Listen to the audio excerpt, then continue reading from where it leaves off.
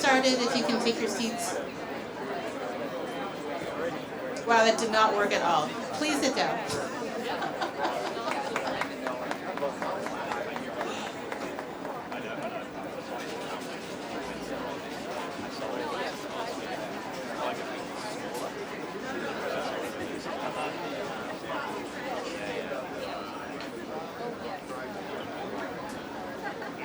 You can hear me, clap once.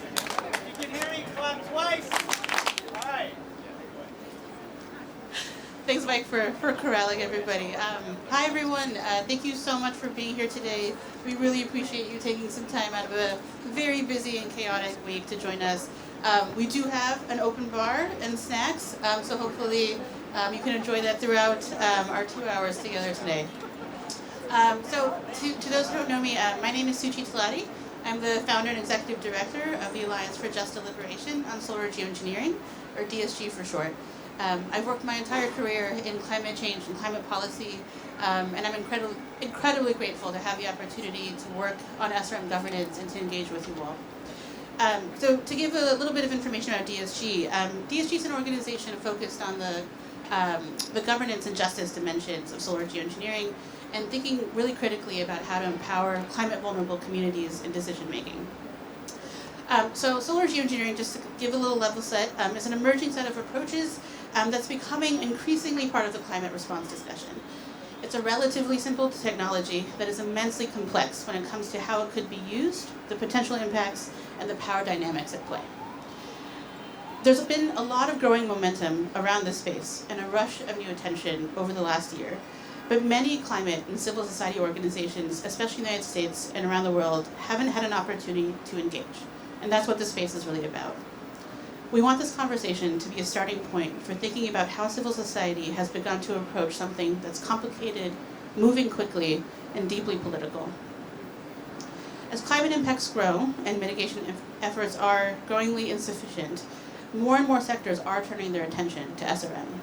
That includes governments, funders, research institutions, and the private sector. And if civil society and climate groups aren't at the table, others will define the conversation. I want to be really clear here, though. SRM is not a solution to the climate crisis. It is an approach that may be able to limit some harm and suffering, but it could also exacerbate harm and injustice. We have a responsibility to democratize knowledge and build a more diverse field that has the power to represent themselves in this space. This is even more important as these discussions are gaining this growing momentum. The justice context is especially important. Communities and countries most vulnerable to climate change have the most at stake in SRM conversations, yet they've been largely left out. The global north should not be able to make assumptions about what these diverse perspectives look like. While there's growing awareness that these perspectives are needed, real inclusion is still rare. Policymakers and civil society organizations in climate vulnerable countries need resources and space to engage meaningfully in these discussions.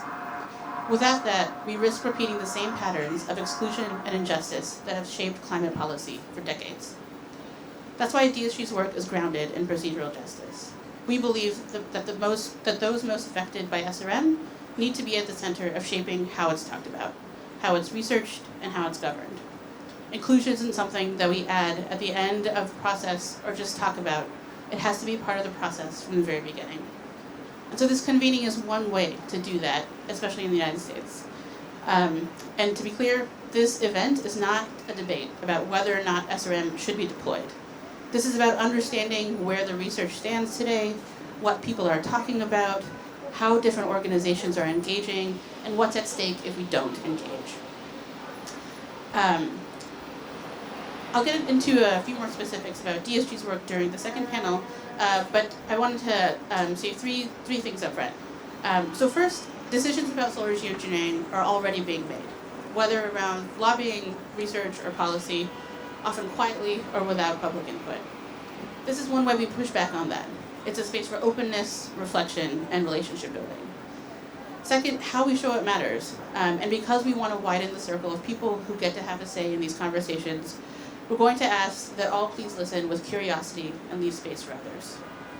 Third, this room brings a wide range of lived experience and strategy, and that's our advantage. Let's use it to surface what's helpful, name what's harmful, and chart what engagement could make sense. So that's, I'm going to stop there with some opening remarks and just move to give a very, very quick brief 101 on SRM, just to make sure we're level setting with some good information. So SRM refers to large-scale, intentional approaches that increase the amount of sunlight reflected back into space. We have natural analogs like volcanic eruptions that illustrate potential effectiveness at temperature reduction. However, there's still uncertainty about other types of physical and social impacts, including things like biodiversity, public health, or food security. There could be benefits and harms that look different in different places. The most research approaches are called stratospheric aerosol injection, or SAI, and marine cloud brightening, or MCB. SAI is an approach where a relatively small amount of reflective aerosols would be released into the stratosphere to reflect sunlight. MCB would involve spraying aerosolized sea salt into low-lying marine clouds to increase their brightness and ability to reflect sunlight. The potential scales, costs, and impacts will look very different across these two approaches, and you can find immense numbers of reports and papers that can talk a lot more deeply about these two things. All of this information means that this is an extremely complex space that requires a deep thought on how to build equitable governance systems that can manage both research and potential considerations about use. So let me spend one final minute to talk about what we mean by governance. Broadly, governance is any process that affects or involves decision-making at all different scales with both state and non-state actors. This means processes around both research and potential deployment, which require very different processes and ask very different questions. The needs of these two processes differ deeply right now, and we need to be very careful not to conflate them. Governance also engages all types of institutions and people, from researchers to civil society organizations to funders and governments. Oftentimes, governance is only thought of as restrictive measures to inhibit actions or exert control. But governance can also be enabling, which for research means processes or actions that can make it more feasible or lead to better versions of it. And so with that, I'm going to stop there and pass it to Mike. Great. Thank you, Suchi. And thanks for everyone for coming. I'm Mike Tidwell. I'm Executive Director and Founder of the Chesapeake Climate Action Network. CCAN and DSG are your hosts for this event. And they're coming after us. Most of us have been at Climate Week all this week. We've been inside, we've been indoors, we've been in conference rooms. And as Suchi said, we want an open discussion. So what better place to have an open discussion than on a rooftop? I know some people, I see some luggage here. We might send people who are headed home off with a nice drink and a nice location where we can be ourselves and have a robust conversation. So again, welcome. For the last 23 years, I have been nothing but a full-time climate activist. I have been arrested a dozen times in peaceful civil disobedience, protesting Keystone XL pipeline, trying to stop coal plants, and advocating for clean energy solutions to global warming in my region of Maryland, Virginia, DC, and also on Capitol Hill. And 20 years ago when I got into this work, the idea was we were going to switch to carbon-free energy fast enough to avoid the worst impacts of global warming, right? We always tack that phrase on to mitigate the most extreme impacts of extreme weather, etc. And here we are in 2025, and sadly, we are not avoiding the worst impacts of global warming.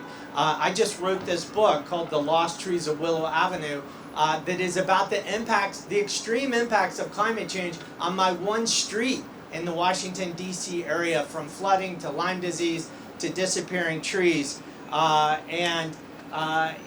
Basically you could throw a dart at a spinning globe on this spinning globe, and wherever that dart lands, whether it's downtown Tokyo or the highlands of Ethiopia or the 7100 block of Willow Avenue where I live, you could write a whole book about the changes that we're seeing, all of them negative, wherever we live. So my organization has been fighting like crazy to prevent those impacts, and we've succeeded. A lot of people in this room have fought a long time for wind and solar and batteries, and the good news is that revolution is well underway. Despite what Donald Trump thinks he can accomplish, every day around the world, human beings deploy a gigawatt of solar power. That's the equivalent of a large nuclear power plant of solar power every day. Half of all cars sold in the largest automobile market in the world, which is China, will be electric cars this year. Australia will be nearly 100% carbon-free electricity by 2030 in a country known for coal. So that is happening. The problem is, as the great Bill McKibben says, winning slowly is the same as losing. We just haven't gotten there fast enough. So what are our options? Our options are we can try to adapt to a 2.5C world. I don't think any of us think that's realistic. There are a lot of people, especially in less developed countries, who cannot adapt to that world. So adaptation, while obviously having to be part of our response to climate change, is not alone going to save us.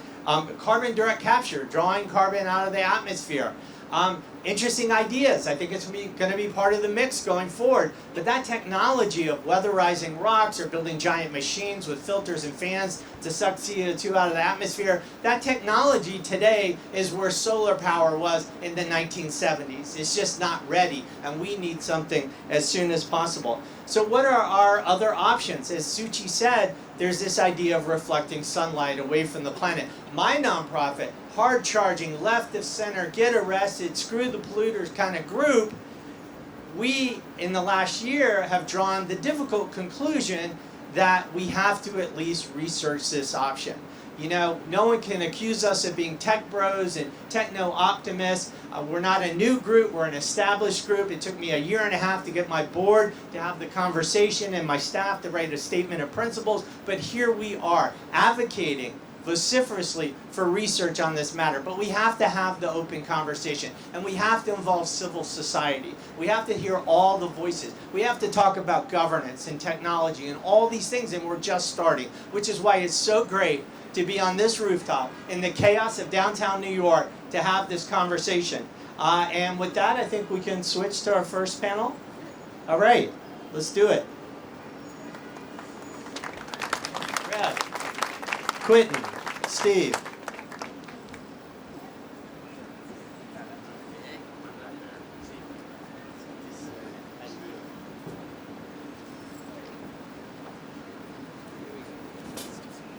All right.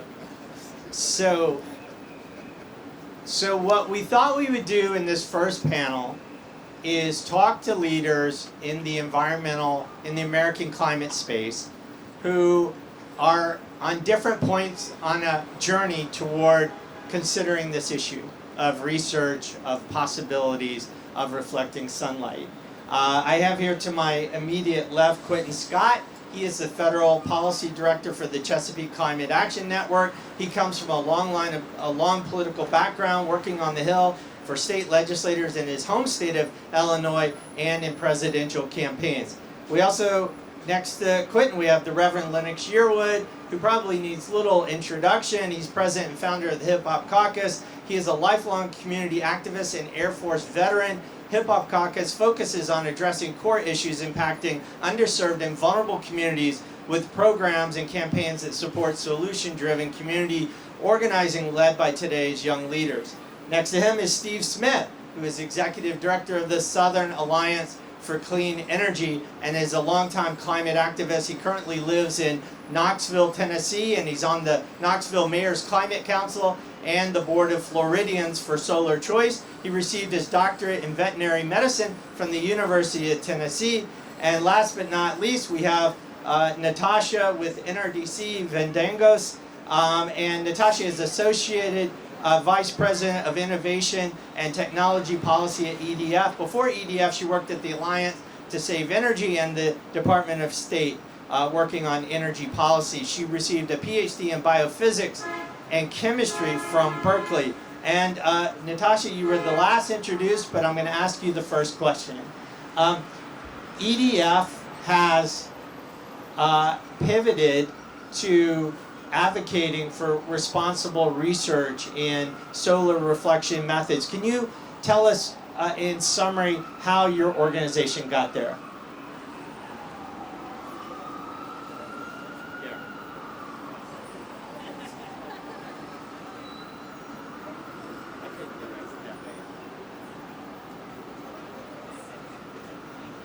Thank you. Yes, so how did we get here? I would say that EDF has actually had a position on geoengineering for a long time. We've been in this conversation.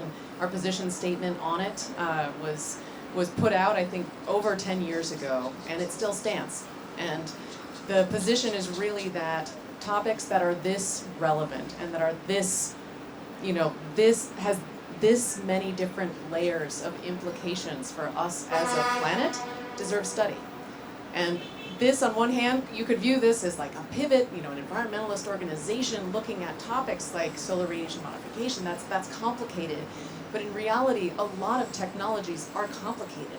A lot of innovation is complicated. And recently, about 2 years ago, we did a study with a consultant about the innovation process and connecting the innovation process to the concept of environmental justice.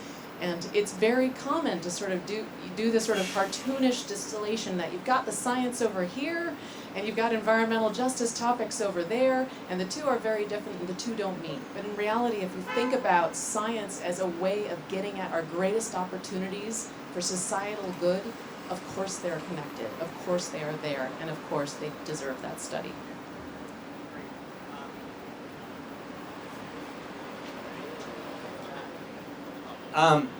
Quentin, I want to ask you next. So EDF has had a policy on this for a while. Your organization, Chesapeake Climate Action Network, has not. Only recently have you had a policy on this. Some people have been surprised to see a group like Chesapeake Climate Action Network come out in support of this sort of research. What kind of response have you gotten, both among other NGOs in the climate space, justice space, and among politicians, for example, on Capitol Hill?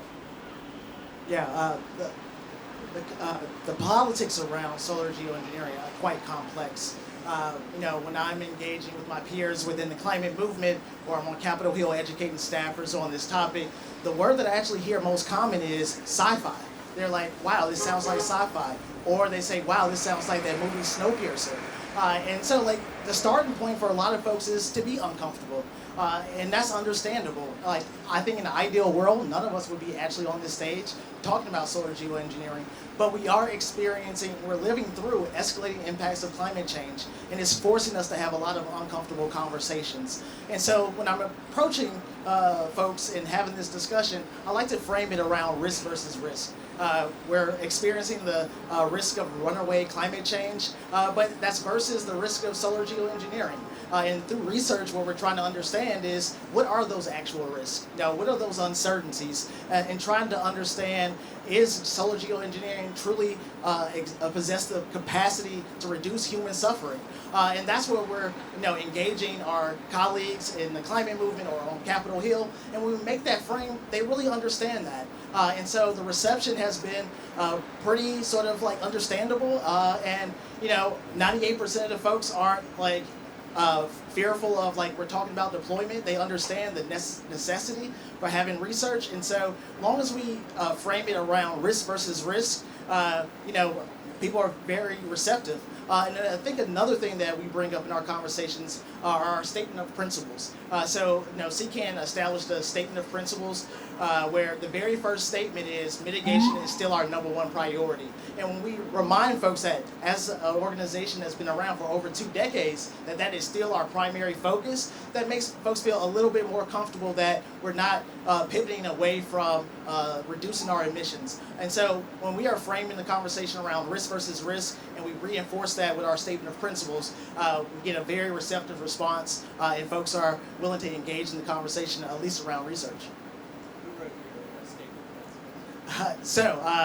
Our statement of principles, Mike and I sat down and we drafted the initial version of it, but we actually went through a pretty lengthy process of having every member of our staff have a say. And so Mike and I set up one-on-one meetings with every member of our staff, and they gave us it was hour-long meetings where they were giving us feedback on what we got wrong, or things that we need to clarify, or things that we need to add. And one of the things that Mike and I didn't necessarily come with originally was, we don't want to make sure that this technology isn't weaponized by the military, and so that got added to our statement of principles. So as we've added those additional principles to our draft, that really got our staff and board really comfortable with the advocacy that we're starting to engage in. Rev Yearwood, you run one of the best known justice organizations in the United States. As far as I know, your organization has not taken a position on this issue of SRM research. What are your thoughts on this issue? Well, first, let me say thank you, Mike, and everyone here. I want to, first and foremost, before I even get started, let me introduce someone very special who came here, Anthony Smith, who is the ambassador of Sunday, which was an amazing event this past weekend, over 500 events. Give it up for Anthony Smith. Obviously, the amazing Broadway starred as Mimi and Rent and Hollywood actress and all that good stuff, all those accolades. So very happy that she was a part of the Sunday movement and Sunday ambassador. Also, just for clarification, because those of you know I wear many hats, so just so you know that I am here as president of Hip Hop Caucus. That's the hat I'm wearing today. My comments will reflect that, but I'm also, obviously many of you know, I'm also the senior advisor to Mike Bloomberg. I'm not reflecting my comments on that, or I'm also advisor to Netflix. I'm not making comments on that as well. My comments are specifically as the president of the Hip Hop Caucus. So we haven't made, clearly, as an organization, as environmental justice focus, it's not that we aren't looking at the issue of solar geoengineering, and we understand it. For our community, we take things slow. Many times for EJ communities, sometimes our communities are put at risk, as we have seen from the data centers and other issues, and we feel that what does it matter if you're thrown under the bus if it's gas or EV, but you're thrown under the bus? You don't want that to happen either way. I will say though, since I've been looking at this, one of the things, me being from Louisiana and being born right outside of what is called Cancer Alley, the 85 miles of the land between Baton Rouge and New Orleans, one of the things that we are looking at is that how do we transition places like Cancer Alley into Solutions Alley? And what we are now seeing here from the science what's happening is that we need to have solutions. And so this is something here that while we haven't taken a formal position on it, we are without a doubt encouraging, and I do mean that in the strongest framework, encouraging fellow environmental justice organizations to take a very serious look at solar geoengineering as a solution that we need to have to avert the crisis. We understand that we are in a climate crisis, but the one thing that I understand as well is that while we are in a climate crisis, we are also in a crisis of imagination. And so it is critical for us to solve the crisis of imagination, to look at solar geoengineering as a real solution for what we need to have as human beings on the only planet that we know. Thank you, Rev. Steve Smith, Executive Director of the Southern Alliance for Clean Energy. You're down there in the hippie United States South, making things happening. Tell us where your organization is on this issue.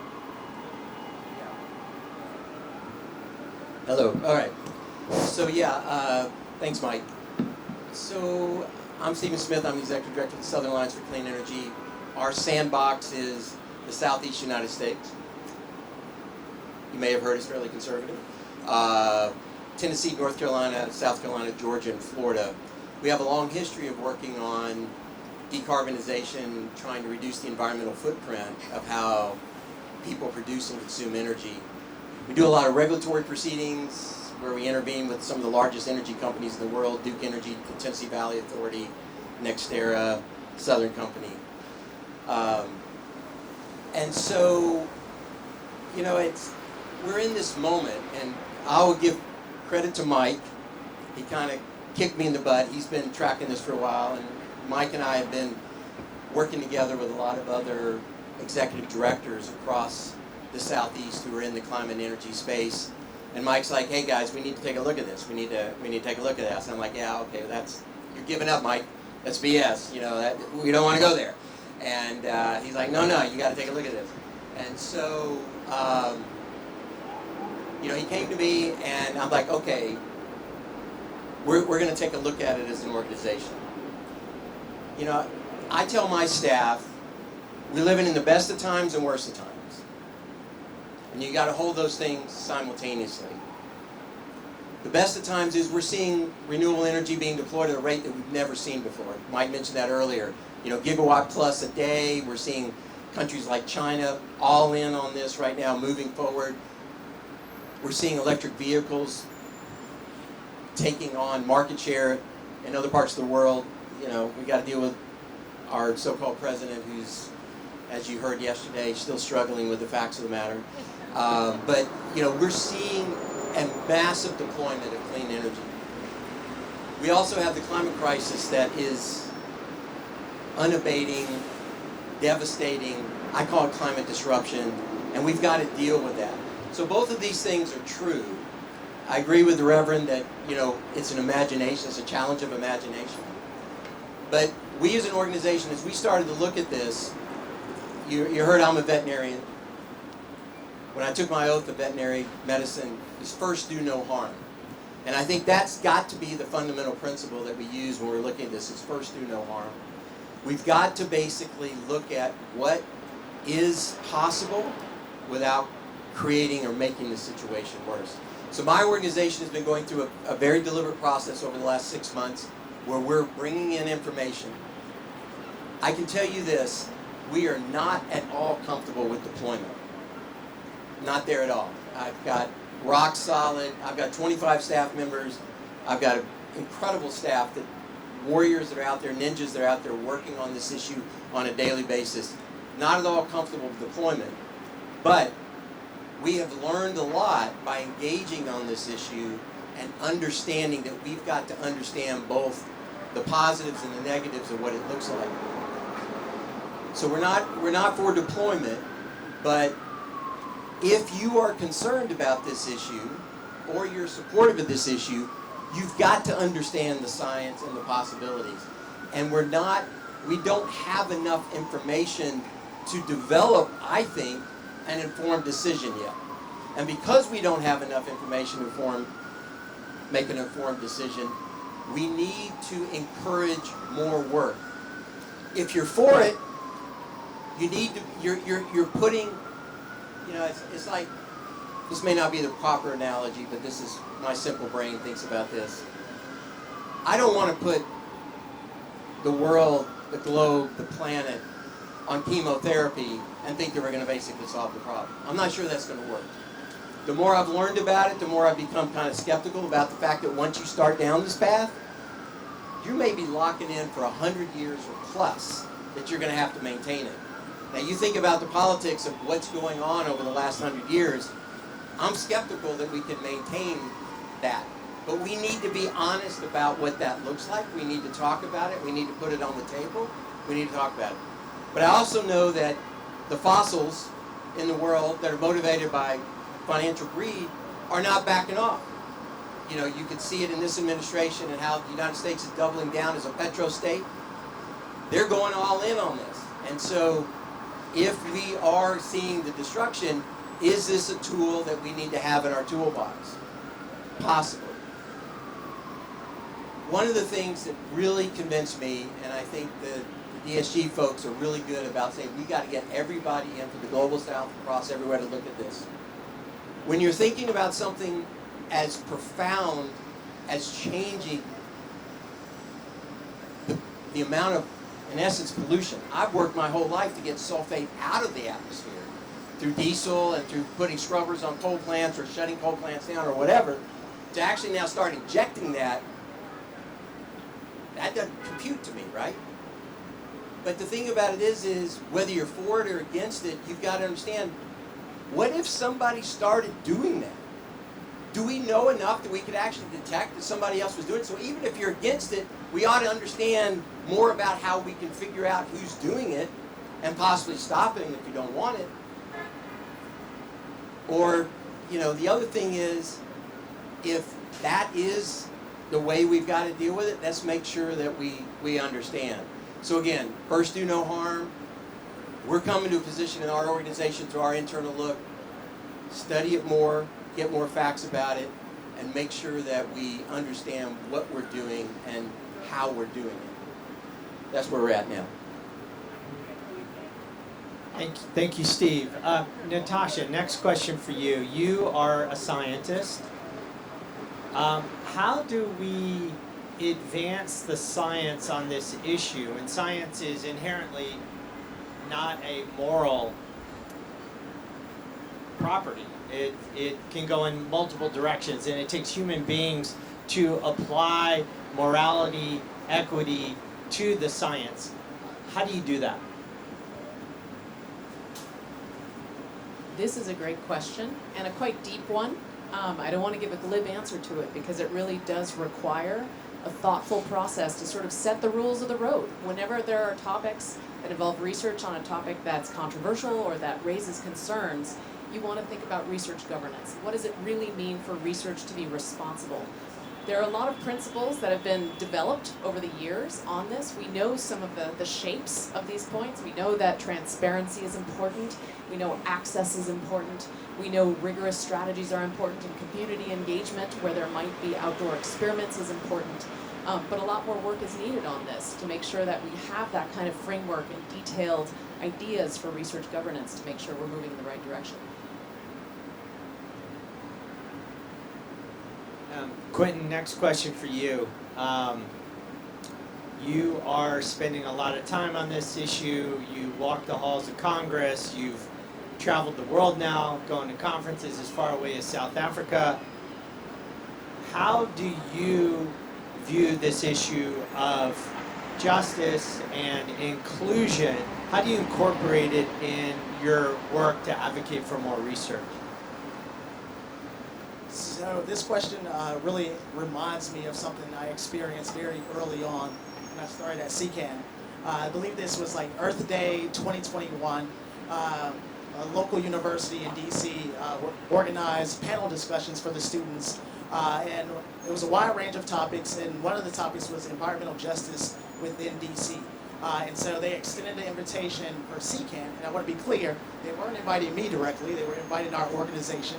And so we had an internal deliberation and decided I was the best person to attend this panel and represent CCAN. I was first surprised when I showed up that I was the only person of color on this panel related to environmental justice in DC.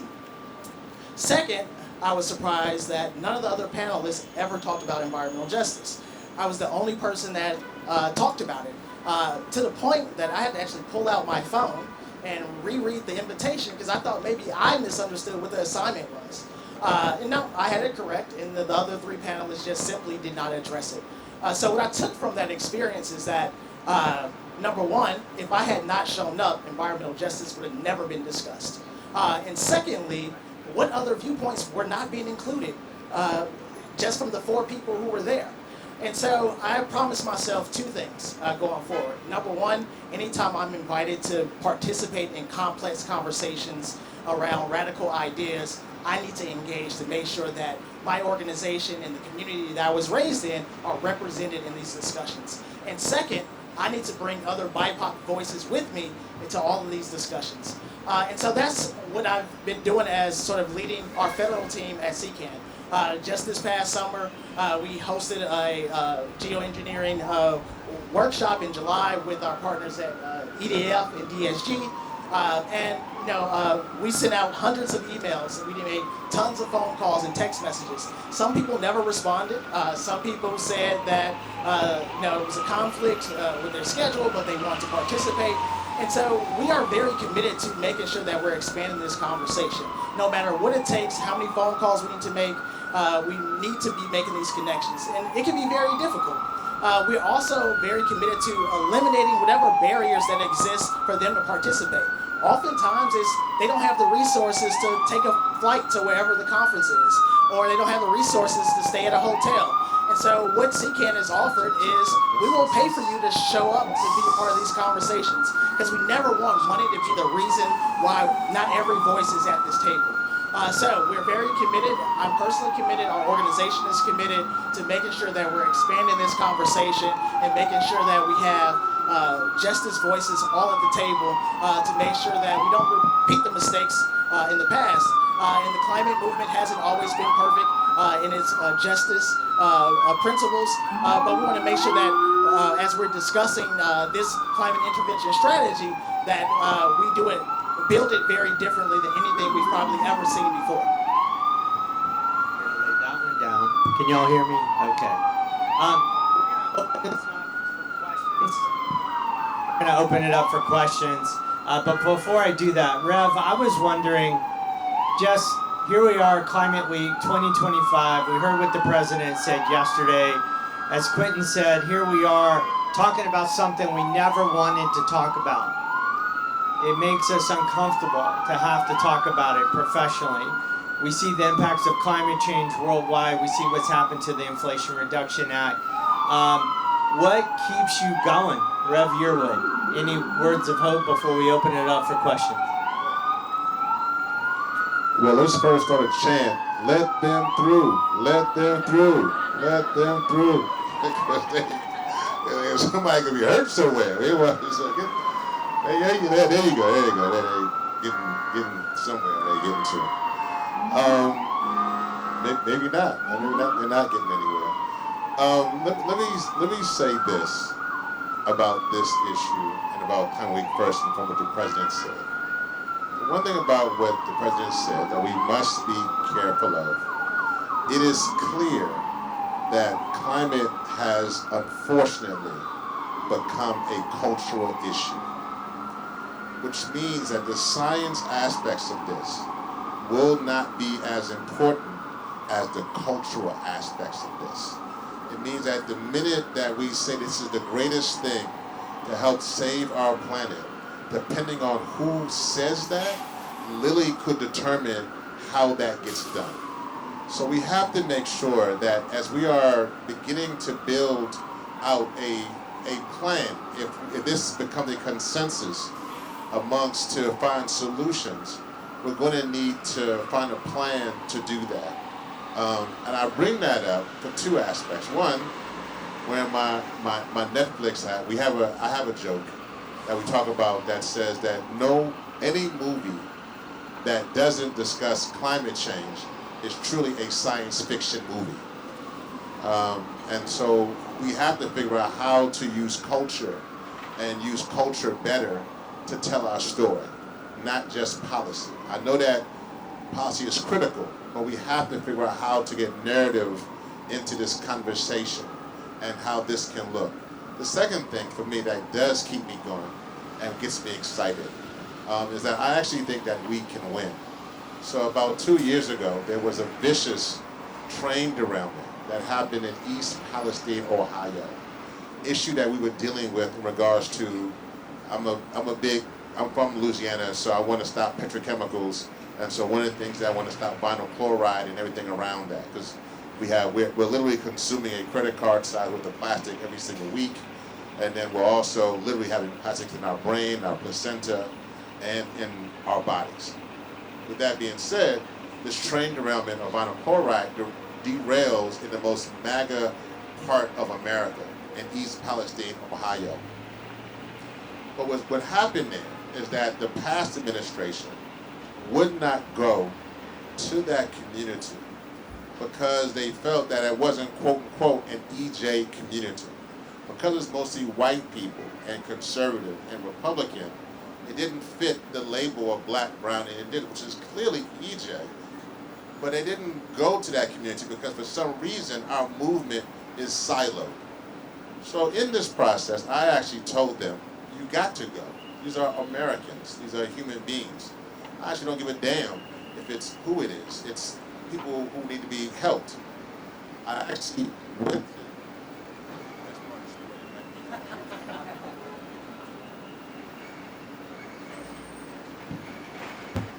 One, two, okay. So that's pretty good, strong. Okay, so I decided to go to East Palestine, Ohio. I went there with Aaron Brockovich. And I will tell you this part of the story. When I went there, as somebody who had families and friends who survived Hurricane Katrina. And I just want to go there because nobody should go through what my family went through. When I got to East Palestine, Ohio, two things. First of all, the president had just been there throwing hats. It literally was the place where he launched his campaign. So for the record, technically, where he launched his campaign was at an environmental justice disaster. That should scare you, because he was just saying that that administration only wants to care about white people. But because the movement is about science and policy, they missed the issue of connecting with people. As they will this weekend when we come to the 1-year anniversary of Hurricane Helene. And we won't even think about that again, about those who have lost Asheville, North Carolina. But I bring that up because when I went there to East Palestine, Ohio, and I saw people wearing MAGA hats and MAGA t-shirts and went there understanding the human aspect of this, I have to tell you, I was never hugged by so many white people in my life who were just looking for solidarity. So what gives me hope is that despite the lines that have been drawn, if you can get to the human side of this, and the compassion side of this, and the love side of this, and explain that this is for future generations, what gives me hope is that possibly if we can break those barriers, then we can find solutions. But if we continue to go to our corners and talk about one another and don't realize that we're all on the same planet, there is no planet B. Until we figure that out, and either we live and survive together, or unfortunately, then we all perish together. This is the moment that we are in right now. Thank you, Rev. Okay, we'd like to open it up for questions for just a few minutes. Right there. Do you have a second working mic? Testing, yes we do. Hi, Dan Miller with the Rota Group and also with the Climate Chat YouTube channel, where we cover this subject quite a bit. I want to challenge two underlying assumptions. One is do no harm, and the other one is we have to ensure that there's real social justice in what we do, because this is not something we're doing just to do it, we're doing it to counter some other thing. And I think people generally don't appreciate what's happening with climate change, how it's accelerating, how we're going to be at 3 degrees probably around mid-century, how that is not compatible with civilization. I mean, so we're talking about the most unjust thing you could ever imagine, from social and environmental justice. You can't come up with anything that will be as, and it's going to harm the people who had the least to do with it the most, and everyone too, by the way, not just them. And so we're not really trying to do no harm. We're trying to do far less harm than the alternative. Like if you had a dog that had gangrene on, you might amputate their leg, to save them, but that's harm. I don't know, but so it's a trade-off, and we're faced with trade-offs. So that's the first point. And on the social justice side, any delay in doing what we need to do to make sure that it's socially just will create far more injustice through climate change. So I'd just like anyone's thought on those two issues. Yeah, well, the premise of your of both my statement and your statement is that, particularly your statement though, is that we've got geoengineering figured out with the and so what I'm saying is that maybe, but the fact that we don't know enough yet, I am not comfortable deploying it. So therefore, it is first do no harm. What was very compelling to me is that PSG had an individual from Pakistan who spoke on video that basically talked about if you deploy this and it changes the monsoon weather patterns in South Asia, we are screwed. We're screwed worse than what we are right now. So I don't think that you can confidently say where we are yet. My whole point was, and this is the whole point of medicine and everything else, is don't go in and try to do something that actually potentially causes more harm than the case you're in. Is climate change a challenge? Absolutely. But do we know enough yet to basically deploy this technology and understand the implications of it? Things like terminal shock, if we all of a sudden stopped it? We don't have that information yet. So, first, do no harm. Yeah, I could answer the second part. Thank you for both questions. Second part, I understand what you're saying. I totally get it. And I understand the premise. The premise is saying that, listen, you know, why would you slow down something that actually may lessen more harm in the long term? And so I get that. What I'm talking about then will be around coalition building. And I think that there will be community. This was my get thrown under either the gas or EV bus scenario. I think that the key thing here, we've seen this already, when we don't coalition build and do what this Whitten has been, and CCAN has been doing, and building coalition, is that then we'll repeat what we actually did with the Waxman marking process. And the Waxman marking process actually derailed so much that if we had built coalition before that, we would have been much farther along before Build Back Better / the IRA. So that's all I'm saying. I think that this is a matter that if you can't assume that you can't then do the agency of, I believe this is right for other communities. I mean, you're not saying that, I'm just saying, but we can't make that assumption in a way in which then we're not going to those communities and also looking for the genius from those communities as a part of the solution. One thing we've seen now, particularly in many other issues, that frontline, fence line, indigenous, black, brown, young people, queer communities have the most exciting solutions globally. And I think that in this conversation, pulling them into the conversation right now, to be not only just a part of the conversation, but to be the conversation, I think is critical. First of all, thank you for an excellent panel. I want to touch on a few of the comments made. First and foremost, I do believe that the risk versus risk framework is a necessary dialogue.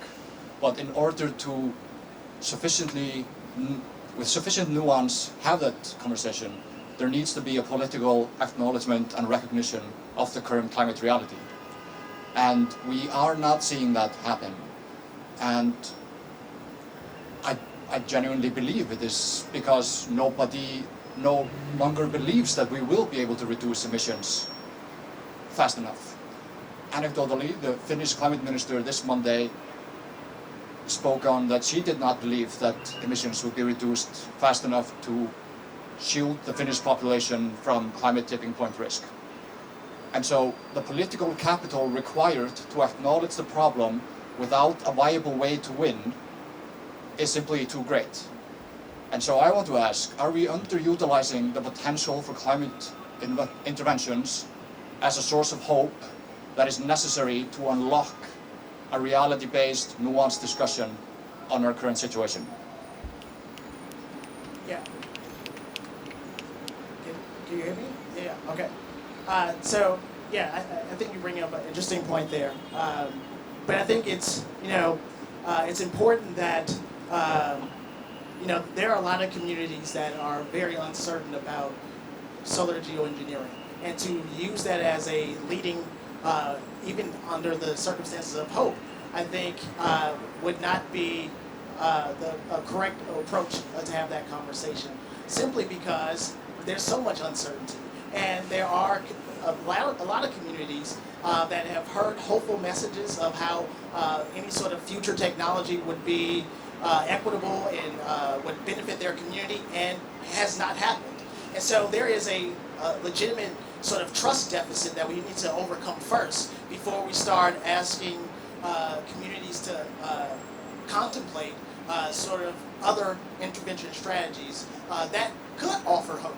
And so I think it's really important that we continue to have the conversation, we continue to build the climate movement generally around, the impacts that we're experiencing.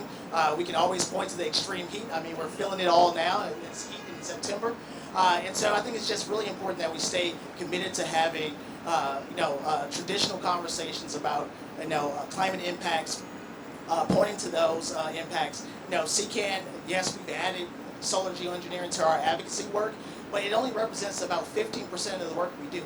85% of the work we do is still talking about the necessity of mitigation. It's still celebrating solar energy.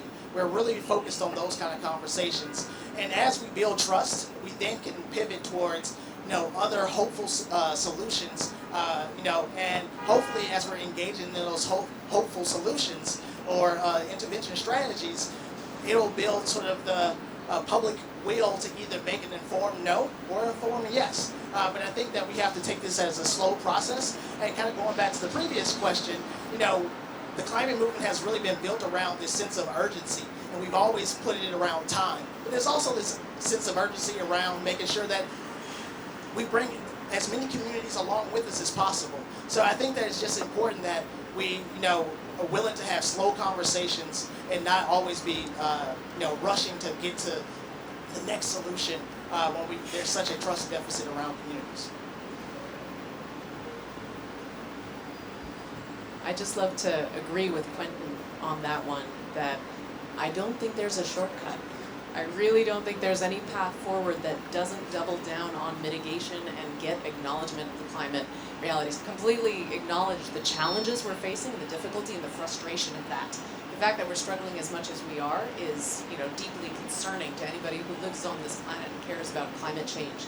But even in an SRM scenario, even if we come to the threshold where we decide that's the next step, where we're talking about deployment, there's no way to get there and make that work without the mitigation being at the max, without potentially CDR to make sure we're bringing emissions out of the atmosphere. So I think sometimes it can feel like, you're not saying this exactly, but sometimes in this kind of reasoning, you hear this view that, well, maybe SRM is kind of a new thing. Maybe it's a new lever that we can pull on, that we can sort of reach for, given that the other levels are hard. But in reality, it's just additional on top of the other levers, even in the case where we come to the conclusion that it's worth using.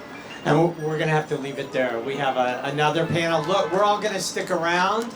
You can ask us questions. I'm sure you've got more questions than we've had time to answer. I also want to say, if you want to read a book about my own personal journey on this issue, I include geoengineering, research, history of geoengineering, in combination with the impacts of climate change at the local level. We have a few copies that we'll be selling. All benefits go to Chesapeake Climate Action Network. And so now we're going to lead to our next panel on international issues. Testing. Check.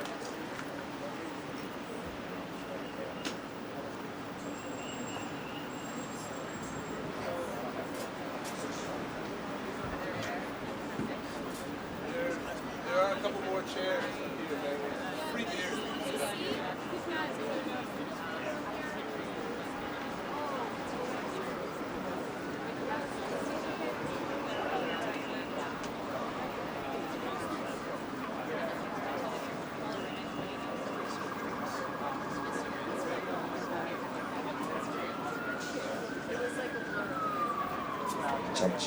Check.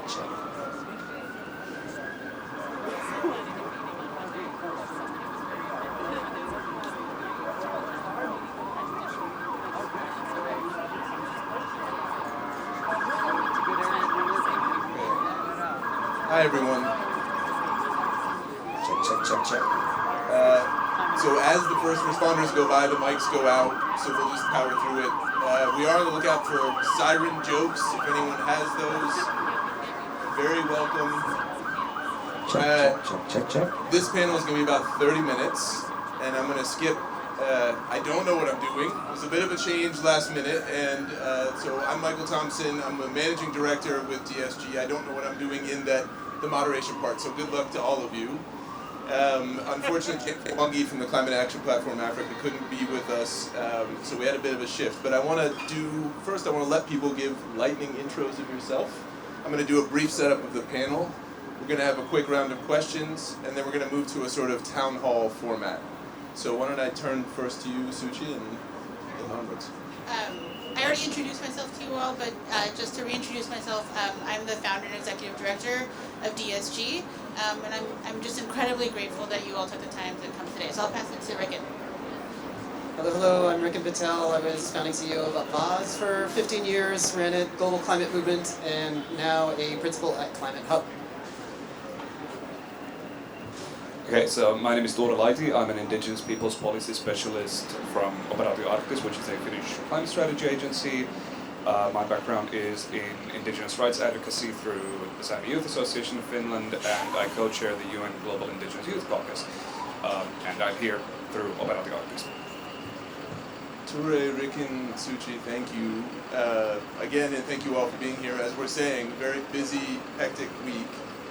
So we're going to try to do two things in this brief panel. We're going to be kind of exploring this conversation through two questions. What does it mean to consider SRM in a world where resources and resilience are so unevenly distributed? And then also how do contextual factors like age, geography, and other background characteristics influence our sense of urgency and also of caution when it comes to SRM. So I'm going to skip through the rest of my introduction because I think you get it. And I'm going to ask the following question to each of the three of you. And we're going to, before we get into SRM, let's just talk climate for a minute. Can you tell us about a recent climate stressor or event or impact that you or a community you work closely with actually felt, and then how did they feel it? So why don't we start with Ture? Right, so I'm Indigenous from the Arctic. I'm Sami Indigenous, and the kind of classic traditional livelihood that we have is reindeer herding. And as climate in the Arctic, the temperature rises in the Arctic at a significantly quicker rate than in the rest of the world, and this has a serious effect on reindeer herding. This happens throughout the year, and in the winter, traditionally, reindeer move through the tundra, and they eat lichen under a frozen layer of snow. Now, because of warmer temperatures, that snow doesn't freeze anymore at the same rates that it used to. This means that the lichen isn't protected under the ice, but rather it's wet, which means that it rots, which means that reindeer herders have to use additional money to buy lichen and bring it to the herds where they never needed to do that. This is particularly bad in southern Sapmi, but it is becoming more of an issue throughout. So this is something that is happening right now, and it's throwing the traditional subsistence lifestyles of reindeer herders into a really desperate situation. Thank you. I've been thinking a lot about genocide lately. And there's one in the world that's getting a lot of attention in Gaza, whether it's ethnic cleansing or genocide. But there's another happening with a lot less attention in Sudan. And I spent a few years of my life living in Eastern West Africa, and I traveled through Darfur, it's about the size of France, in 2005, during the genocide at that time. And I was just shown by the people I was with, river after river. This river flowed when I was a child. And this vast land was inhabited by nomads and by farmers. And they coexisted for centuries. The nomads would move through the territory and the farmers would stay in place. But as the rivers dried up, there was a scarcity of arable land and pasture land, and that scarcity drove conflict, and the government in Khartoum exploited it to create the genocide, basically to create an ethnic cleansing solution for the nomads to eliminate the farmers. And that is still going on in El Fasher tonight. It's a place of great horror in this world. And I believe there's a direct tie to what has happened to that land. And so for me, there's like this visceral pain of what is happening in our world as a result of the changes we're seeing, and to that community in particular. I'm Indian American, and I think there are two different communities that I want to talk about. So first, I shockingly grew up in Texas, which, if you didn't think that was the case, I'm going to take that as a compliment. It was extremely hot all the time, but I never really felt that, growing up. We had air conditioning. Most of Texas is actually massively overcooled, and people wear sweaters in July because they know it's going to be cold inside. Last year, I was in India doing work for DSG and visiting family. I was in Mumbai in February 2023, and they had their earliest ever heat wave. It was incredibly hot. When we were visiting family, they have air conditioning, but the fuel actually hadn't been delivered yet for the air conditioning to be turned on. When we were traveling to organizations and other communities to meet with, air conditioning wasn't on the table. And so when I think about these two things, it's about adaptive capacity. Adaptation might be available, things like air conditioning, things like cooling, but we might not actually have access to them in every community. And that it's a really striking way of thinking about privilege and who has access to what. And when we think about other types of disasters and other types of impacts, and so, most recently, the Texas floods were one that I thought about a lot because the adaptive capacity wasn't even there. The potential to adapt to that level of unprecedented flooding, that capacity doesn't exist right now. And so in thinking about adaptation and all of these communities, the hard limits are not ones that we're contending with, but even the soft limits are not ones that a lot of privileged communities are thinking about at all. All right, thank you. I'm going to ask a question with some overlap, and I can imagine that some of what you just said answers this, but I want to know, given the types of climate impacts you are seeing and noting that you or communities you've worked with are experiencing in real ways now, is there anything in addition to that, perspectives or circumstances that might also inform how somebody thinks about the type of climate action we want to take or the urgency they bring to that generally the policy community is not yet grappling with? I hope I made that make sense. Did any of them? Okay. Are there perspectives and life situations or circumstances, I'm kind of just repeating myself, but let's see if it gets through, that may not be part of the policy conversation around climate impacts yet, that may influence how someone thinks about something as drastic and as insane as geoengineering? I can start, and then maybe pass it to Bill. So I think one thing, working in kind of the climate policy world for the last few years, is in thinking about some of the really big climate wins in the United States. So things like the infrastructure bill and IRA, which I'm not even going to think about what's happening to them right now, but when we were thinking about these really big climate wins, we were thinking about them in the context of mitigation. There were incredible strides made around mitigation in those two bills, and they were the biggest climate policy wins the United States has ever seen. Those two bills did not contend with impacts. They did not contend with what's coming in the near term that mitigation cannot solve. And I think that's something that's been really striking to me in thinking about why we engage with topics like geoengineering. I am not saying that SRM is the answer, and I don't think we're going to know the answer to that question for some time, but I think engaging with the conversation of intervention is acknowledging that we don't necessarily know near-term answers. And to anyone who I think pushes back on just engaging in the conversation, I think is also not contending with that very stark reality for a lot of communities.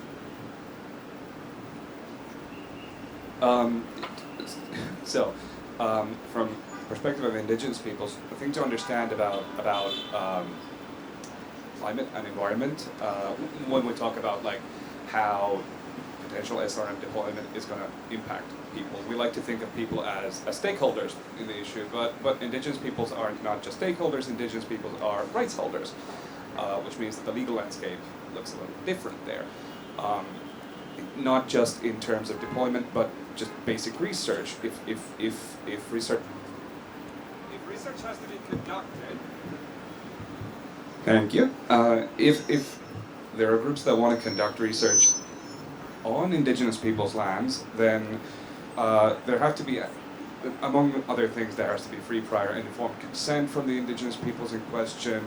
This process looks different in different indigenous people's institutions. We talk about impact assessments.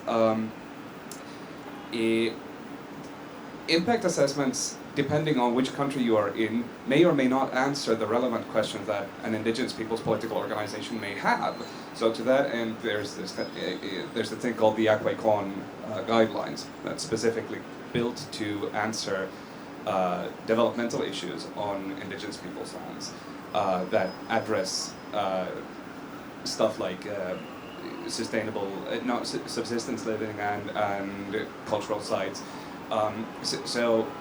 Somebody mentioned earlier that if the monsoon cycle changes somewhere in the world, then that is going to have huge effects. Well, indigenous people's livelihoods are directly tied to the earth, and that's subsistence living, not commercial, which means that even a minor change is going to potentially have catastrophic effects on people. So a scientific group saying that, oh no, trust us, this is completely fine, that's not going to be enough for an indigenous people's political organization to say, oh yeah, totally, we have never been, told that, and something bad is going to happen, right?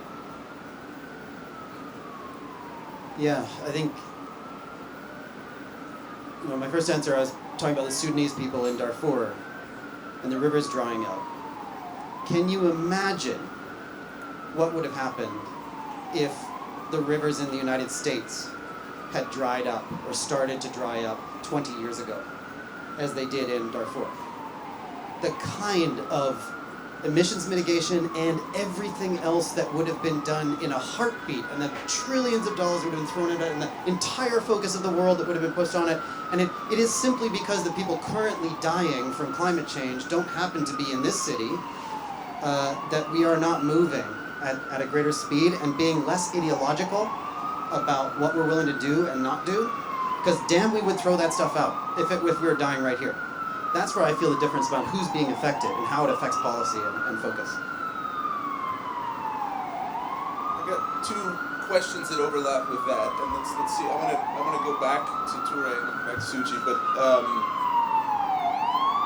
Ture, can you tell us what, with all this as background, what would consent look like? The way we're starting to think about this now, and you're starting to look at these conversations in the Sami space, and the way Operatio is operating. Have you all thought through the steps of what consent might look like in different scenarios?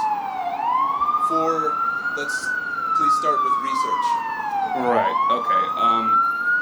Noteworthy in this in a discussion around this topic is to point out that several indigenous peoples organizations have jointly and independently at various stages rejected SRM at the United Nations. This has a number of different roots. One is the general kind of attitude of let's not mess around with Mother Earth, right? Another is if it's being suggested as a solution to solve climate change, then it's a false solution, as many other people have spoken about here. It's not emissions reduction, right? To this, I think the quick answer is FPIC, free, prior, informed consent. What does this mean? This means that if I have something that I want to research on the lands of indigenous peoples, I have to have free consent. That is to say, it's not either financially incentivized or under the threat of violence or eminent domain or any kind of forcing. Prior consent, that is to say, I don't show up with my gear and say we would like to conduct a test, may we do it? That's not prior consent. And informed consent, which is where we get back to the impact assessments. In order for an indigenous peoples organization or political institution to make an informed decision, they have to have the internal capacity to make an informed decision, right? Because the power dynamics are super questionable in a situation where you have to rely on the goodwill and the word of someone else. And then finally, consent. Even after the three earlier steps, if, after weighing the pros and cons and where they might ideologically stand on a position, a given indigenous people's political institution may still say no. And, consent is important, as we like to say. So if you don't have consent, maybe don't conduct that research on those lands, yeah? Can I turn to you? What are some thoughts you have? And if anyone thinks that there's she's my boss and there's a setup going on here, you're absolutely right. So enjoy the beers. How do we think about, with everything that Ture just laid out, I mean, consent is going to contextually and structurally maybe look different in different circumstances, right? Yeah, I have a couple of thoughts, and I want to talk about this kind of outside of my DSG work and more in the research governance space. I've been engaged in outdoor experiment governance through ScopeX and also through now ARIA, and I think, which is a UK funding body that's funding multiple different types of projects in the climate cooling space. And in thinking about this research governance, consent comes up a lot. And I think from an indigenous perspective, there's a very clear definition. And I think outside of that, there are a lot of communities who don't know how to engage with that question, which makes it hard for them to make demands. And I think from my perspective, I don't actually know the answer to what consent should mean in the context of different experiments or to different communities. And when I don't know, that means I want to actually create the answer to that with the communities that are going to participate in a potential experiment to ask, what is a process that would be sufficiently good for you to be, to engage with being participatory in where this research experiment might happen. And that's not easy to build. I think it takes a lot of time and process and resources to be able to have co-creation conversations about what governance looks like. And I recognize that that's not easy, but I think it's also, it's necessary, right? We've seen political backlash from experiments that have not worked to engage with that question. And so if we want to see research succeed, if we want to see good research succeed that is responsible and well governed, we have to start thinking about how to create systems that people have trust in. I do want to turn to you, Rick, and I'm going to then ask a question of all three of you. In a theoretical future where there is a broadly perceived legitimate decision to do some sort of SRM deployment, if there is a situation where benefits and harms are uneven, as they often are, what protections must be in place from the start?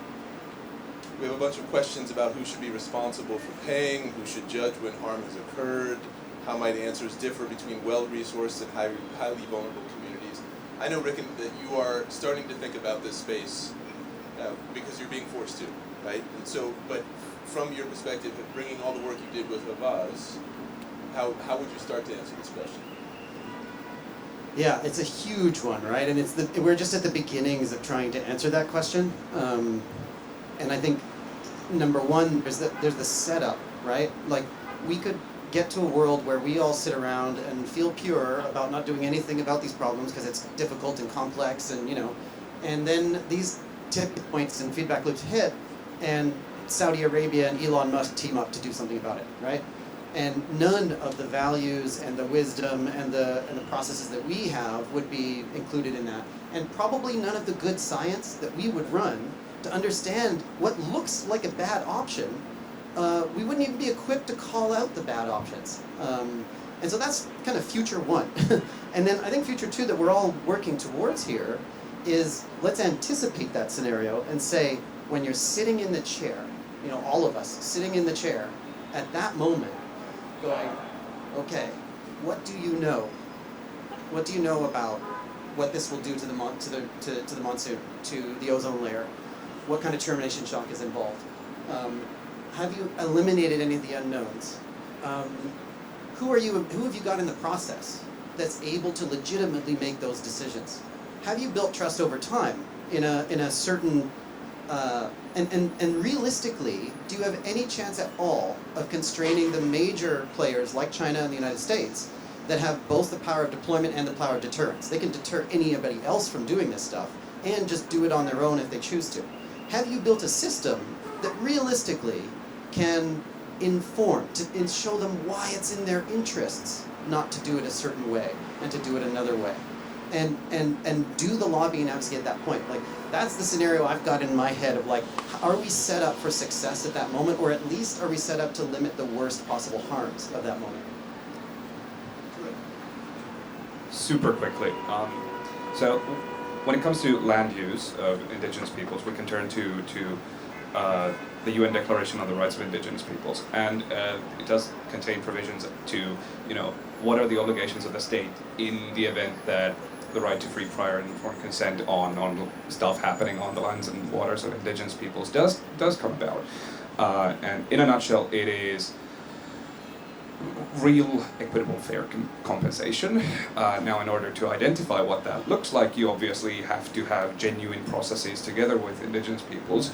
And it should also be stated out loud that compensations of like these provisions are in the case of failure to abide by the articles, which the number escapes me right now. Additionally, like right now, already indigenous peoples' communities have to move from different islands on the coast of northwestern America because of permafrost thaw. So adequate compensation is already a thing that is being discussed. What does it look like for an indigenous people's community to move from one place to another when they have relied on the specific environment around that very specific space to move to another place? Is like are these two places comparable in terms of like subsistence, for instance? Sure. Super quickly. I think when we think about harms and the types of questions people have, I think one thing that we can think about at this point in the timeline is engaging with people to understand what questions they still have. When we've gone to different types of communities in different countries, the types of questions people ask about, the immediate question is what would SRM mean for where I live? And the truth is we don't have enough answers, and the specific types of impacts that they ask about are not ones that we're actually engaging with right now in the research community. And that's because traditionally research has been curiosity driven. Academia has often been really siloed from the people that they're trying to serve. And so bringing these communities together to start engaging with better answers to what harms could look like, I think is a first step that we can really start contending with right now.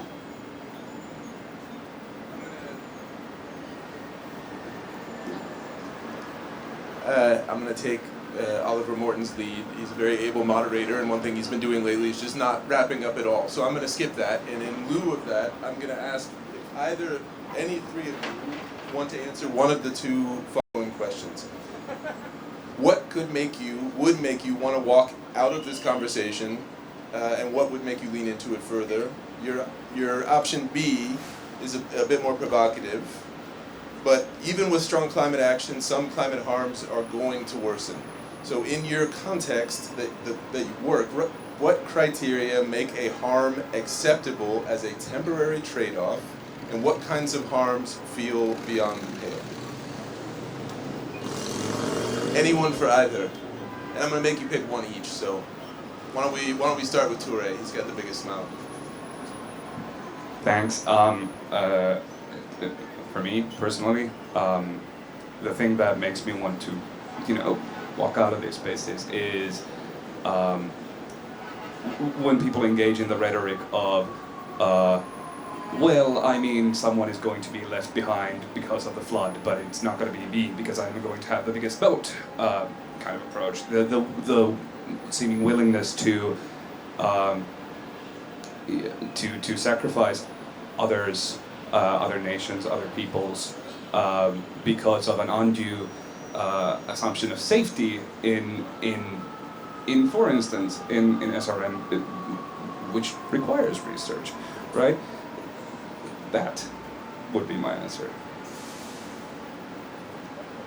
I'm going to take the B one, and you're asking the hard ones now. First of all, on the harm discussion, I really appreciate the do no harm discussion that happened earlier. I thought that was really very interesting and on point. There's a there's a culture that it prevails, unfortunately, in my sector, in the nonprofit sector, of like an ounce of harm from action outweighs an ocean of harm from inaction. And I don't know what you all learned in your college ethics classes, but that was not a position. That was not a position that you could kind of credibly defend. You have to take responsibility for the consequences of action and inaction. And that's where I would, in that situation, painfully weigh both, and painfully weigh the abilities of different societies to adapt to and hold that kind of harm in order to metabolize it and support the individuals involved in it. But that's the kind of framework, a harm, risk framework that we have to make these really hard decisions. I think too often we who want to change the world can default to a very convenient idea when we oppose something. The alternative is a utopian fantasy, and not take responsibility for what the alternative is. And I think the stakes are too high this time, guys. You know, we can't afford to be stupid activists. You know, we've got to sit in the chair with the policymakers and understand the hard decisions and get behind the best option, because we're up shit creek. There is no perfect option here. You can't clap before my answer. That's just, what am I supposed to do? No, that was a really good answer. It deserved claps. I'm going to take a bit of a cop out. I'm going to take option A, but my answer is, I actually think the thing that is actually making me want to leave the conversation is making me want to lean in more, which is seeing the space start to like be much more filled by people who think about SRM in a profit or in a power motive, which scares me. I think over the last couple of years, the space has shifted really significantly in seeing different types of money and different types of interest around SRM. I come to SRM from a purely justice motivation, and I think SRM exists foundationally because of justice, because there are harms that are coming, and we need to think about potential pathways that could limit that harm. But when we think about other types of motivation, whether it's about control or whether it's about thinking about extremely strange mechanisms to make profit from the space that could end up creating more harm, it terrifies me. But I think that actually is a moral imperative for those of us who care about serving the public good and serving people to shape it. I think it's our responsibility to ensure that doesn't happen, which is not possible unless we have more people that are part of it. I want to thank all three of you. Really appreciate you sharing your thoughts with us. I think the four of us are gonna stay on stage, and I think be joined by others for a kind of town hall. Oh, we can take questions? We're gonna take questions. Okay.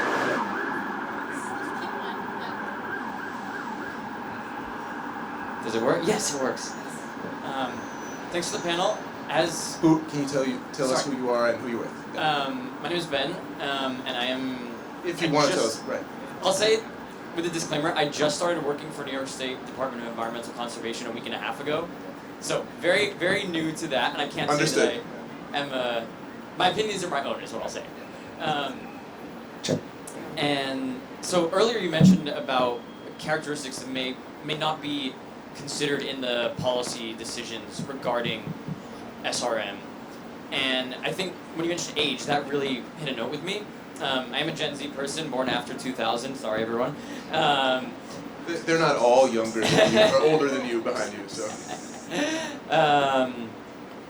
And specifically with sulfur aerosol injection and the risk of termination shock with that is something that is on my list. I actually have a document of things that would make me reconsider wanting to have children. Like, I mean, if termination shock happens. And so that's something that is not being discussed outside of limited circles in academia. And it's a very human element as to what the Reverend was saying earlier.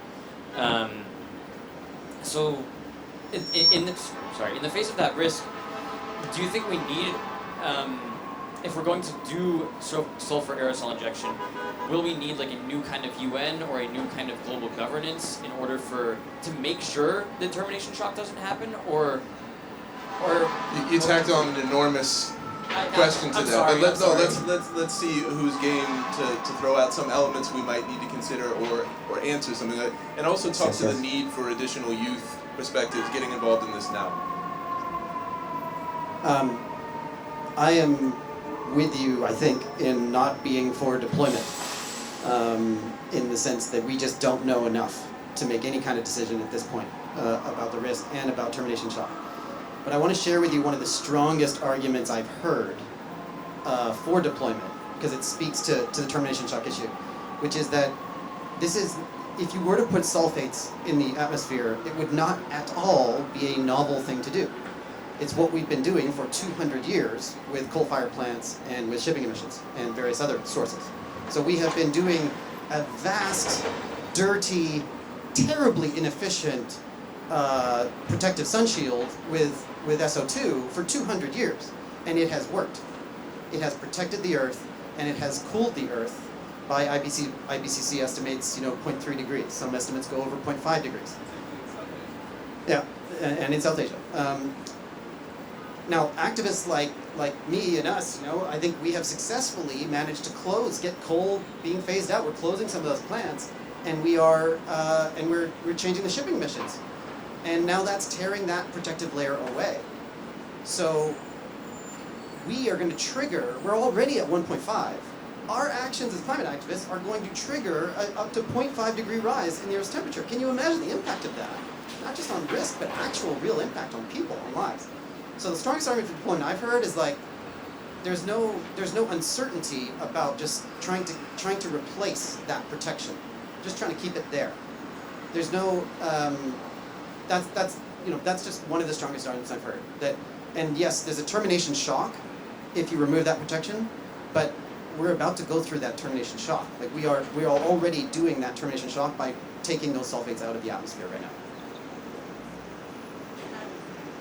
Just a quick response from me. I think when we're thinking about a lot of the issues that come with SRM, we're thinking about them in a vacuum. And I think it's incredibly important to remember that SRM is a potential part of a broader climate response portfolio. SRM as a temporary measure to potentially help cool the planet while we decarbonize and build up carbon removal are essential. They are completely unentangleable to me. You cannot have SRM without CDR and without massive successful mitigation. That is the only way to really think about how to prevent things like termination shocks. So once you stop SRM, we have the systems in place where we have lower temperatures to a safe level. But I think that question is so, I think, essential to how we think about SRM in the broader climate space. It does not exist in a vacuum, and it can't. Super quickly from me. Hi Ben, I'm also Gen Z, so you are not alone here. I don't think we need necessarily a new United Nations. I think that big countries like the United States need to figure out how re-examine the way that they act at the UN, because the US in particular is a country that at basically any cost will not become a signatory and ratify any convention that might in some manner dictate what the United States can or cannot do around the world.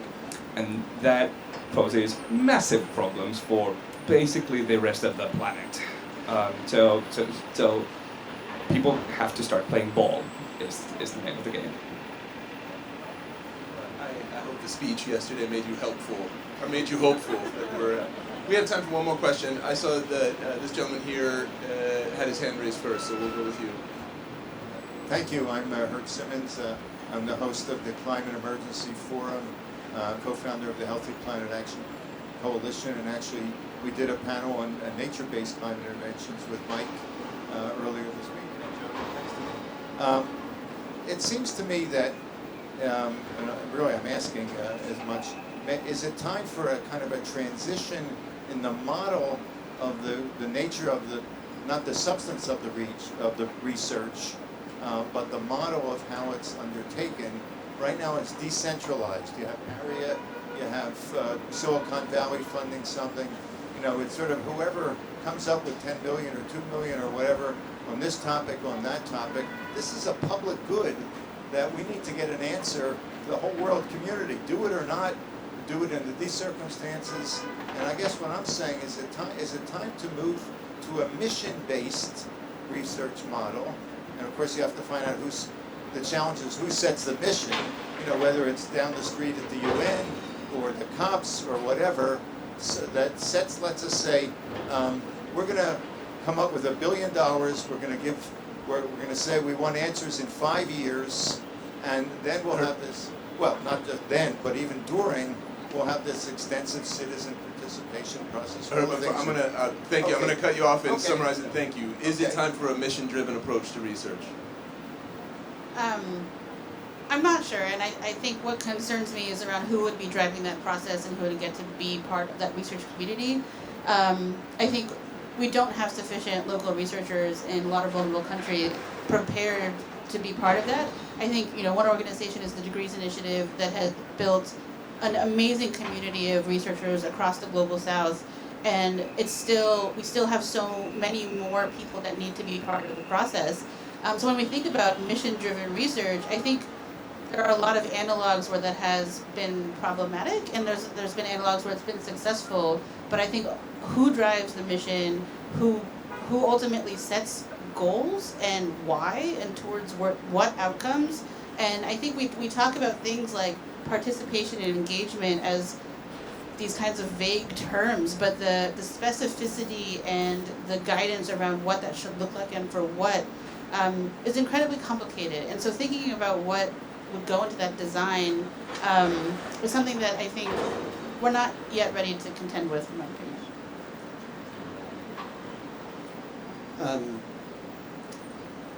So this is my answer to this question. I chafe a little bit against the topic that this is an SRM discussion.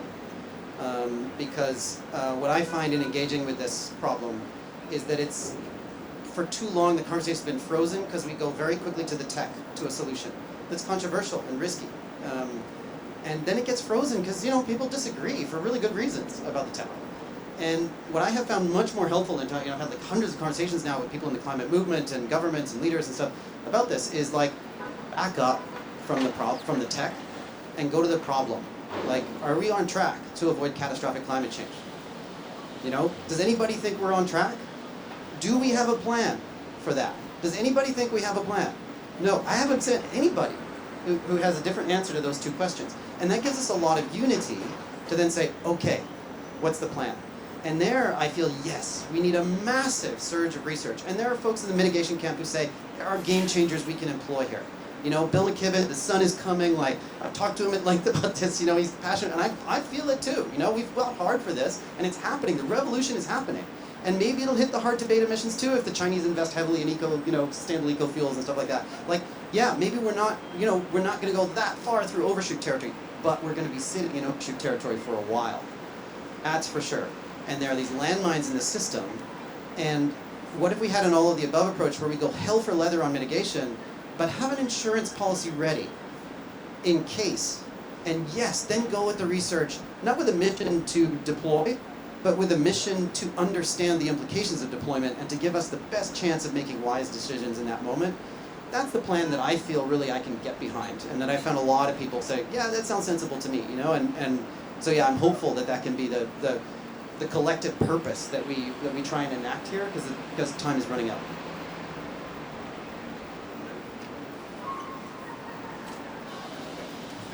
Thank you everyone. Thank you everyone. We're going to move to the next panel. Appreciate it. You all stay here.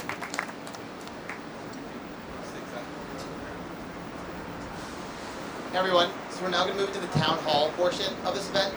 So that'll be the next 15 minutes. We'll have a chance for more questions, comments, feedback, thoughts from the audience. So my name is Jake Schwartz. I'm with Chesapeake Climate Action Network. We all know this issue is extremely complicated and dependent on tons of factors, dependent on time and scale and the answers to the questions we need to research. And it's also dependent on all of you. It's dependent on the grassroots and the leaders of the climate movement, SRM research movement that are here today to ask these questions and to shape this conversation in a just direction. That's why we're here. We know it won't be easy. We want to open it up for people who have additional questions, comments, if they want to voice their anxieties or their hopes, where they think the next steps need to be.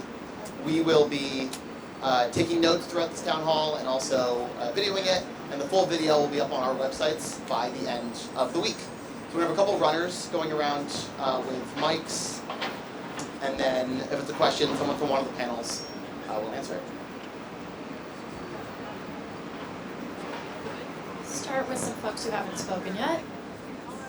Great, thanks so much. Hi, I'm Minor Sinclair with the Center for Progressive Reform. And going back to Michael's question about what kind of may take you out, I guess I'm worried about, is a solution that takes the pressure off the oil and gas industry. We got this. We got carbon capture and sequestration. We can keep pumping and just sort of take it out of the smokestack. Isn't that I didn't hear that concern. I'm curious to hear how that fits into your thinking. Well, let me, so I have a tendency to think about it this way. We got takers, we got fakers, and we got flakers in this issue. The takers are the ones that will completely take advantage of the fossil fuel industry and basically take advantage of what's happening and use it as a reason to back off and continue to push carbon out at an extraordinary rate. And then you got the fakers who basically largely are funded by them. And I'll just go ahead and say this, I hate that Charlie Kirk was killed, murdered. I think that's devastating. But he was actually funded by the fossil fuel industry to a large degree on his positions on climate change. We need to be honest and own that and realize what it is. There are a number of these people out there that will basically take the position tribally in my region and basically embrace fossil fuel as the answer. So you've got the takers and you got the fakers. And then you got the flakers. We just saw this whole shit go down about chemtrails, all this stuff. Even the EPA director had to come out and try to push back on that because, there's all kinds of sort of QAnon conspiracy theories and everything like that. So you've got a whole range of folks out there that we've got to deal with in trying to sort of manage through this issue. And I'm not sure that they are genuinely interested in trying to find what is the best scientific solution to solving the problem. They have a whole bunch of other things going on. So it's a complicated scenario that needs to be disentangled, and it's very difficult. I think your point is well taken. I had a really quick response. I think it's an extremely valid concern. And I think the only way to make that not the case is for more people to engage with the conversation and to make sure that doesn't happen. We have to shape governance mechanisms that prevent that outcome, and we actually have to have a lot more people demanding that we make that so. Is anyone from CCAN, since you all are new to this space, how is CCAN viewing the moral hazard? Yeah, so I think the fossil fuel industry will always find some excuse to keep pushing their product.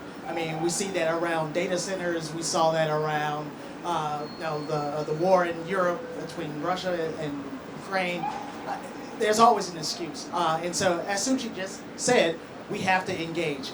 We have to make sure that we are staying principled to our mission, where mitigation is our absolute priority. And so we need to continue to, alongside this advocacy for research, we need to also be making sure that we are tying that directly to lowering our emissions. And so I see it as a reason to engage more, to make sure that they don't use this as yet the next excuse. And so, we see this as an opportunity to just continue to put pressure on decision makers to not allow them to do exactly that. And so, we're going to stay committed to that. And I would just add from the EDF side that moral hazard is a complicated thing, and it's very easy to take any argument to the logical extreme and shoot it down. So one can say that, if you say that moral hazard means that we can't do anything else other than one very specific climate strategy, the only type of mitigation, and moral hazard arguments have been made for methane reductions, it's been made for adaptation, it's been made for CDR. There is a version of this where it just becomes a bludgeon for any other climate strategies.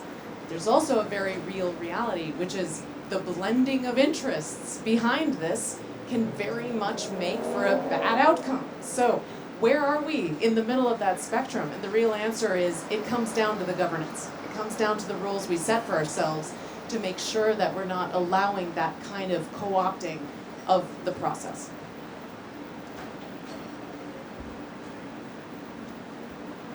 Hi, I'm Paul Gamble. My new organization is Project Breathing Room. And my question is sort of a follow-up to Herb's question about the mission and the strategy. It seems to me that, and I don't remember whether it was Suchi or Ricken who said a scenario where it's like Saudi Arabia and Elon are teaming up. That to me seems like the actual most likely scenario from this day forward. Like business as usual ends up resulting in that. And that's the worst case scenario. None of us want that. And what we want is a much more just approach, more thoughtful consideration, better governance mechanisms, and a lot more research because we have a lot of questions that we need to answer first. And so I bring this up because one of the things that I have heard all week long at the different SRM events is a position of, I'm for research, but I'm not advocating for deployment. And I want to ask about a potential framing, because I don't think that that's the reality that we live in. From a scenario planning perspective, I wonder what you think of a framing of default scenario is worst case scenario, and in fact our job is actually to make sure that that does not happen, and we have a lot more positive effort going into preparing and mitigating some of these many and valid potential harms. What do you think of that framing in terms of how it affects the growth of this ecosystem?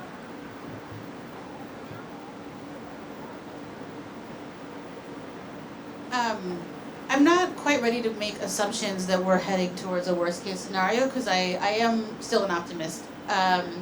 Somehow, I really have no idea how. I do think there are better versions of the world that we can still build, and I don't want to motivate people entirely out of fear. I want to motivate people about wanting to engage in a broader conversation and for them to then shape the conversation.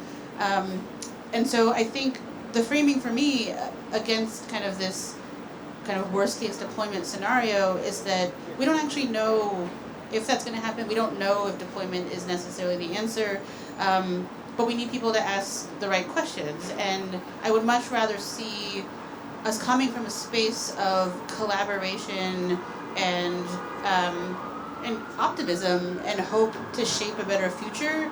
And that's kind of the place I'm coming from. You know, I think of this that we need to move at the speed of trust. Move at the speed of trust. And so therefore, I completely get the fact that tech bros, Kara Swisher calls them, you know, they're basically technically broken. But I think that the reality is that we need to basically build a broad-based understanding of what we're going on and get people to collectively buy into that.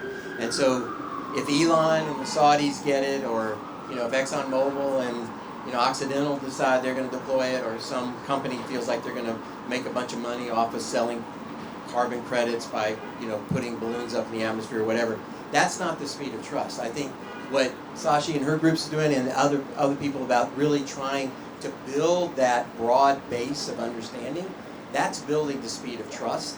And I think that's ultimately where we need to have as one of the top principles in whether we move forward and how we move forward on this going forward. This is just a cap on that, but I think the idea of starting with the argument that some group has made an assessment and this new thing is inevitable is a political non-starter.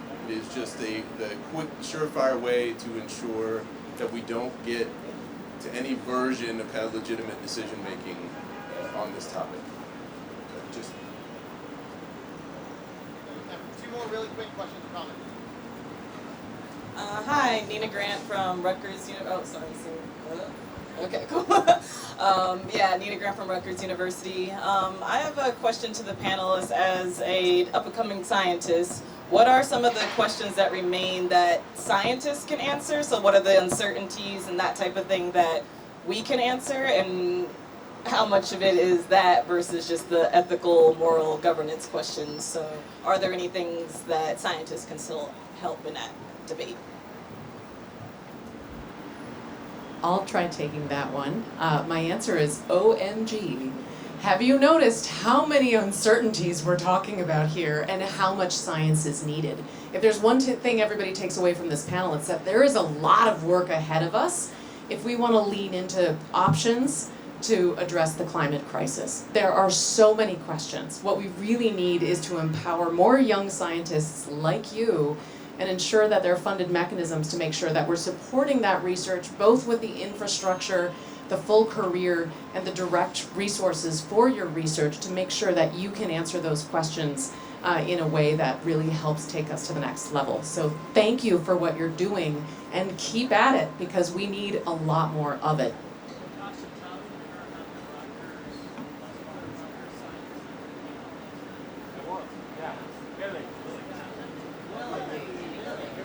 Oh yes, your colleague Lily was on a panel that we hosted last night, talking about specific questions about impacts of SRM research, of SRM on agriculture, on water cycle. These are just really important topics, and so much more is needed.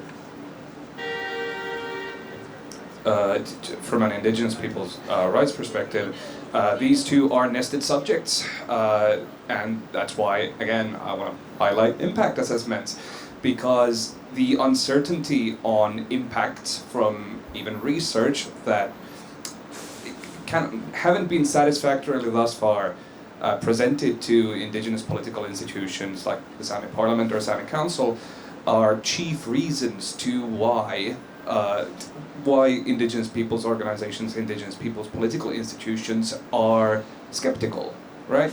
So if you want political support, you're going to have to demonstrate that it's not going to make things, at the very least, worse. One more? Somebody wants to ask a question. Hello everyone, my name is Grace Adcox from Data for Progress. We're a public opinion think tank and know a lot of your work here, so I'm really grateful to be here. A question that I have, and I want to touch on what Ture was saying earlier around free, prior, and informed consent, is we think a lot about how projects will be, or research in this case on SRM, will be recepted or received by communities that are hosts of such research. And I think that one thing that I'm really curious about is the situation in which free, prior, and informed consent is withdrawn. And really I'm curious as to what sorts of feedback mechanisms or governance structures that you think, or even policy approaches, that perhaps can redress challenges with that informed consent being withdrawn over the course of research, or even eventually, potentially, the deployment of SRM.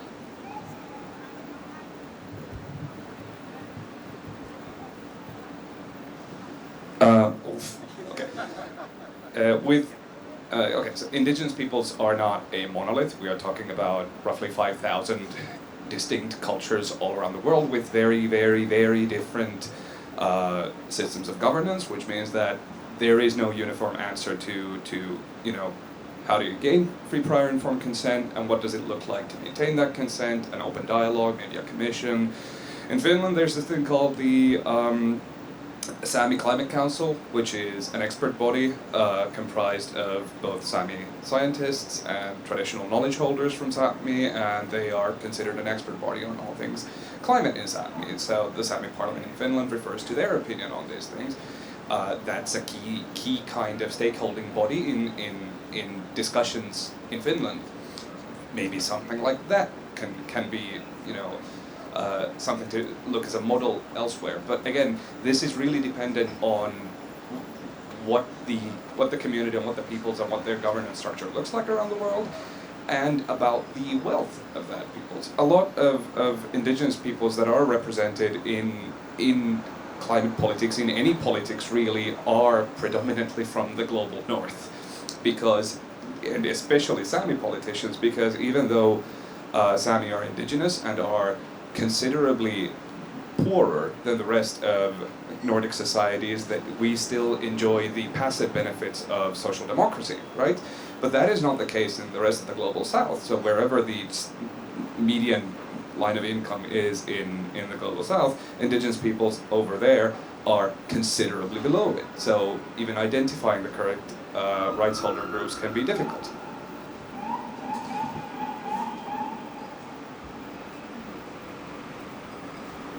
Okay, so that's all the time we have for the town hall. However, we do have the space for another hour. Please stay, continue talking to the panelists, having this discussion. We have tons of food. Please stay and eat the food, and an open bar. So please take advantage of that as well. We have closing statements real quick from Mike and Suchi. I didn't know I was giving a closing statement. Listen, thanks for coming, y'all. I think in the history of the world, this was probably the best conversation ever on this topic. I'm just going to go ahead and declare that. Thank you to Suchi and your team, and to CCAN staffers. If you work for Chesapeake Climate Action Network, raise your hand. If you work for DSG, raise your hand. Outstanding. They did a lot of work to put this together. Thanks, everyone. Just want to echo my thanks to Mike and the entire CCAN team. We're taking small steps and having bigger conversations, and having partners like CCAN is unbelievably invaluable. So thank you all again for coming, and I want to reiterate the open bar. Have a good evening.